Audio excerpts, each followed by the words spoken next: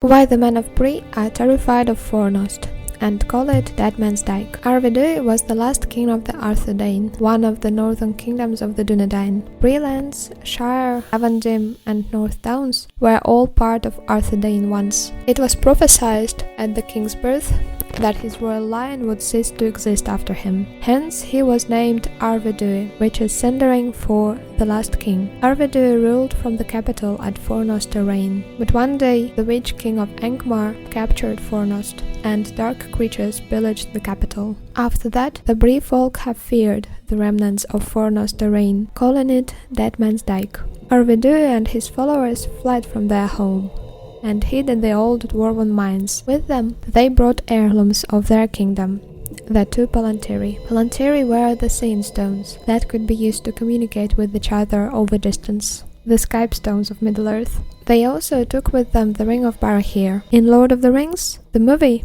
you can see Aragorn wear this ring as one of his heirlooms. King Arvedui and his kinsmen spent several months hiding in the dwarven mines. They lived in very tough conditions, hiding underground. Finally, driven by hunger, Arvedui and his followers traveled to the ice bay of Forahel. There they lived, among the native tribe of the Losoth, hiding. For their help, the king granted the Losoth the Ring of Barahir.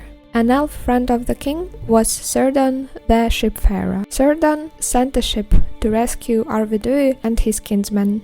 The Losoth warned the king against boarding the ship, but contrary to their advice, Arvedui did it. He sailed away and he was drowned in a storm. Thus, two of the northern Palantiri that the king brought aboard were lost in the sea, but the Ring of Barahir was spared because Arvedui had loaned it to the Losoth in gratitude for their aid. The king's death meant the end for the realm of the Arthedain. Arvedui's son was Aranarth, and he became the first chieftain of the Dunedain. The Dunedain, who are now called Rangers, hold Aranarth in deep reverence. They still tend to his statue in the ruined fortress of Ostbaranor. After all the terrible things that had happened in the king's life, Arvedui's spirit cannot find rest. It is still lingering in Middle-earth. But then, Arvedui learns from the player that an heir of his line still lives and is working towards re-establishing the glory of the Dunedain. After Aragorn's coronation, the northern kingdom of the Dunedain will be re-established, and Arvedui's spirit can finally be at peace